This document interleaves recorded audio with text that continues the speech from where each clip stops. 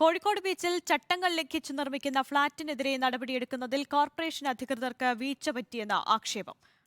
പരാതി നൽകിയിട്ടും ഉദ്യോഗസ്ഥർ നടപടിയെടുത്തില്ല. താൽക്കാലിക ലൈസൻസിന്റെ മറവിൽ കോൺക്രീറ്റ് കെട്ടിടം നിർമ്മിക്കുന്നതിനെന്നറിഞ്ഞിട്ടും ഇടപെടാൻ കൂട്ടാക്കിയില്ലെന്ന് പരാതിക്കാരൻ പറയുന്നു. ചട്ടലംഘനം സംബന്ധിച്ച് വിജിലൻസ് അന്വേഷണം ആരംഭിച്ചപ്പോഴാണ് ഫ്ളാറ്റ് സമുച്ചയത്തിന് കോർപ്പറേഷൻ സ്റ്റോപ്പ് മെമ്മോ നൽകിയത്.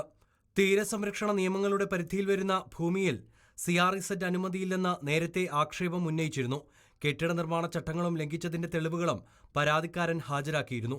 എന്നിട്ടും പരാതി ലഭിച്ച 2 മാസം കഴിഞ്ഞാണ് സ്റ്റോപ്പ് മെമ്മോ നൽകിയത്. ഈ ഫ്ളാറ്റ് നിർമ്മാതാക്കൾ ഇത്രയും നിയമവിരുദ്ധമായിട്ട് അനധികൃതമായി ഇവിടെ നിർമ്മാണ പ്രവർത്തനം നടത്തുന്നുവെന്ന് രേഖയിലൂടെ കോർപ്പറേഷൻ അധികാരികളെ അറിയിച്ചിട്ടും ഇവർ സ്റ്റോപ്പ് മെമ്മോ കൊടുക്കുന്നത് 12-ാം മാസത്തിലാണ്.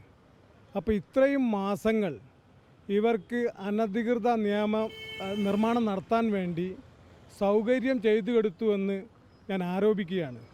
ഫ്ളാറ്റ് നിർമ്മാണത്തിൽ അഴിമതി ആരോപിച്ച പൊതുപ്രവർത്തകനായ നൌഷാദ് തെക്കയിൽ നൽകിയ പരാതിയിൽ വിജിലൻസ് അന്വേഷണം തുടങ്ങിയതോടെയാണ് കോർപ്പറേഷൻ നടപടിയെടുത്തത്.